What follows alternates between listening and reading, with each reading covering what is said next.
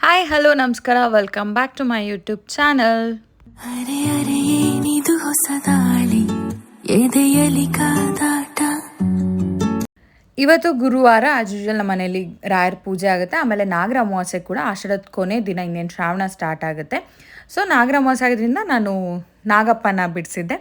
And ಅದನ್ನು ಬಿಡಿಸಿದ್ದು ನಾನೇ ಅಂತ ನಾನಿಲ್ಲಿ ತೋರಿಸ್ತಾ ಇದ್ದೆ. ನಾನು ಅಂತ ಐ ಆಮ್ ಆ್ಯನ್ ಆರ್ಟಿಸ್ಟ್ ಅಂತ.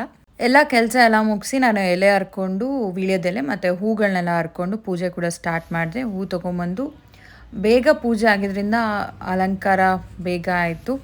ಗುರುವಾರ ಅಲ್ಲದೆ ಇವತ್ತು ಅಮಾವಾಸ್ಯೆ ಅಲ್ವಾ, ಪ್ರತಿ ಅಮಾವಾಸ್ಯೆಗೆ ಡ್ಯಾಡಿ ಫೋಟೋಗೆ ಮತ್ತು ಸರ್ವಮ್ಮ ಡ್ಯಾಡಿ ಅವರ ಅಮ್ಮ ಫೋಟೋಗೆ ಪೂಜೆ ಮಾಡ್ತೀವಿ. ಪ್ರತಿ ಅಮಾವಾಸ್ಯೆಗೆ ಪೂಜೆ ಮಾಡ್ತೀವಿ.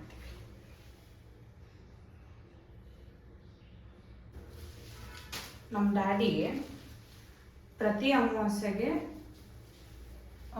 ಮನೆ ದೇವ್ರಿಗೆ ಹೋಗ್ತಾಯಿದ್ರು. ನಮ್ಮ ಮನೆ ದೇವ್ರು ಬಂದುಬಿಟ್ಟು ಈರಣ್ಣ, ಸಿಂಗಟಲೂರು ಈರಣ್ಣ. ಪ್ರತಿ ಅಮಾವಾಸ್ಯೆಗೆ ಹೋಗ್ತಾಯಿದ್ರು. ಅಷ್ಟು ಉದ್ದ ಹಾರ ಮಾಡಿಸ್ಕೊಂಡು ಪ್ರತಿ ತಿಂಗಳು ಎಲ್ಲೇ ಇರಲಿ ಅಮಾವಾಸ್ಯೆ ದಿನ ಮನೆ ದೇವ್ರಿಗೆ ಹೋಗ್ತಾಯಿದ್ರು. ನಮ್ಮೂರಿಂದ ಅಂದರೆ ಕೂಡ್ಲಿಗಿಂದ ಆಲ್ಮೋಸ್ಟ್ ಒಂದು 80-90 ಕಿಲೋಮೀಟರ್ಸ್ ಇರ್ಬೋದು ಅನಿಸುತ್ತೆ. ಪ್ರತಿ ತಿಂಗಳು ಹೋಗ್ತಾಯಿದ್ರು ಹಾರ ತಗೊಂಡು.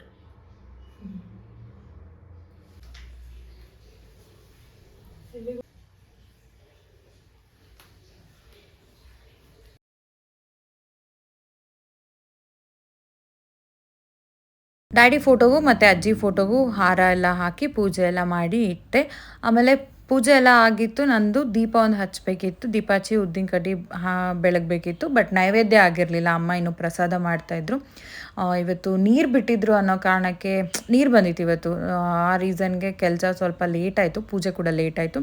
ನೀರು ತುಂಬಿಸ್ಬೇಕಿತ್ತು ಅಂತ ಅಮ್ಮ ನೈವೇದ್ಯ ಕೂಡ ಲೇಟ್ ಮಾಡಿದ್ರು. ನಾನು ಇಲ್ಲ ಆಲ್ರೆಡಿ ದೀಪನ ಹಚ್ತಾ ಇದ್ದೆ. ಅಮ್ಮ ನೈವೇದ್ಯ ತರ್ತೀನಿ ಅಷ್ಟೊತ್ತಿಗೆ ಇನ್ನು ದೀಪ ಹಚ್ಚು ಅಂತ ಹೇಳಿದ್ಕೆ ನಾನು ದೀಪ ಹಚ್ಚಿ ಕಾಯ್ತಾ ಇದ್ದೆ.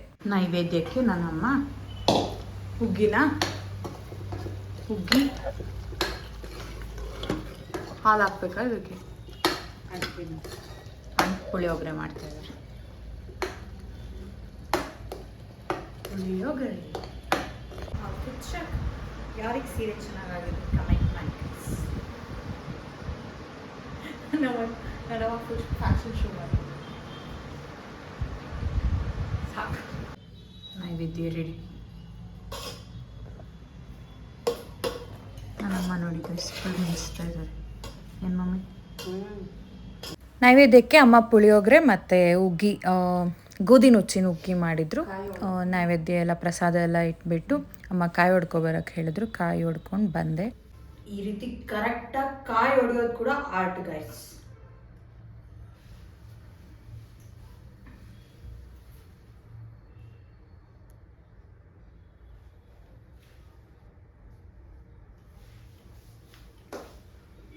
ಆಯಿತು, ಉದ್ದಿನಗಡೆ ಬೆಳಗೋಣ. ಅಮಾವಾಸ್ಯೆ ಮತ್ತು ರಾಯರ ಪೂಜೆ ಎರಡೂ ಆಗಿದ್ದರಿಂದ ಲೇಟ್ ಆಯಿತು ನಮ್ಮ ಮನೇಲಿ ಪೂಜೆ. ಯೂಶ್ವಲಿ ಅಮಾವಾಸ್ಯೆ ಅಂದರೆ ಗೊತ್ತಲ್ವ, ಎಲ್ಲರೂ ಮನೇಲಿ ಇದ್ದಿದ್ದೆ ಫಸ್ಟು ಪೂಜೆ ಆಗಬೇಕು ಅಂತಂದು. ಸೊ ಇವತ್ತು 8:45, 9 ಆಗಿತ್ತು ಪೂಜೆ ಆಗೋದ್ರಲ್ಲಿ. ಉದ್ದಿನ ಕಡ್ಡಿ ಎಲ್ಲ ಬೆಳಗಿ ಅಮ್ಮ ಮಂಗಳಾರತಿ ಕೂಡ ಮಾಡ್ತಾಯಿದ್ರು.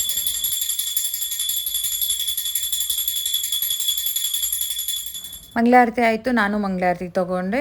ಪ್ರತಿ ಗುರುವಾರ ಅಮ್ಮನ ಕಾಲಿಗೆ ಬೀಳೋದು ಅದೇನೋ ನಂದು ರೂಢಿ ಆಗಿಬಿಟ್ಟಿದೆ. ಈಗೊಂದು ಗೊತ್ತಿಲ್ಲ 2-3 ವರ್ಷ.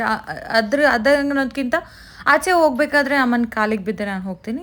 ಅಮ್ಮನ ಕಾಲಿಗೆ ಬಿದ್ದುಬಿಟ್ಟು ಹಾಗೆ ಅಮ್ಮ ನನಗೆ ಕುಂಕುಮ ಹಚ್ಚಿದ್ರು. ನಾನು ಮಂಗಳಾರತಿ ಮಾಡಿ ದೇವ್ರ ಹತ್ರ ಪ್ರಾರ್ಥಿಸ್ಕೊಂಡು ಬಂದೆ. ಇವತ್ತಿನ ಪೂಜೆ ಮತ್ತು ಇವತ್ತಿನ ಅಲಂಕಾರ ಹೇಗಾಗಿದೆ, ನಿಮ್ಗೆ ಇಷ್ಟ ಆಗಿದ್ದರೆ ಕಮೆಂಟ್ ಮಾಡಿ ತಿಳಿಸಿ. ಪೂಜೆ ಎಲ್ಲ ಆಯಿತು, ಟಿಫನ್ ಮಾಡಬೇಕಿತ್ತು. ಬಟ್ ನನ್ನಮ್ಮ ರಂಗೋಲಿ ನೋಡಿರಲಿಲ್ಲ ಅಂತ ಅಂದು ನಾನು ರಂಗೋಲಿ ತೋರ್ಸೋಕೆ ಕರ್ಕೊಬಂದಿದ್ದೆ. ನಾನು ರಂಗೋಲಿನ ಜೋಡಿ ನಾಗಪ್ಪ ಬಂದ್ಬಿಟ್ಟನಲ್ಲ ನಮ್ಮ ಮನ್ಯಾಗ. ಎಷ್ಟು ದಿನ ಆಗ್ತೀವಿ ಹೇಳಿದಿಲ್ಲ? 1 ತಿಂಗಳು. ಅಲ್ಲ ಪ್ರತಿ ಶ್ರಾವಣ ಸೋಮವಾರ ಅಲ್ಲ ಅದು 5 ಹಿಂಗೆ ಬಿಡಿಸ್ತಿದ್ರಲ್ಲ. ನೀನು ದೊಡ್ಡಮ್ಮ ಅಲ್ಲ ಬಿಡಿಸ್ತಿದ್ದೆ? 5 7 5 ಹೆಂಗೈತೆ? ಬಿಡಿಸ್ತೀನಿ, ಮಕ್ಕನೂ ಬಿಡಿಸ್ತಾಳಪ್ಪ.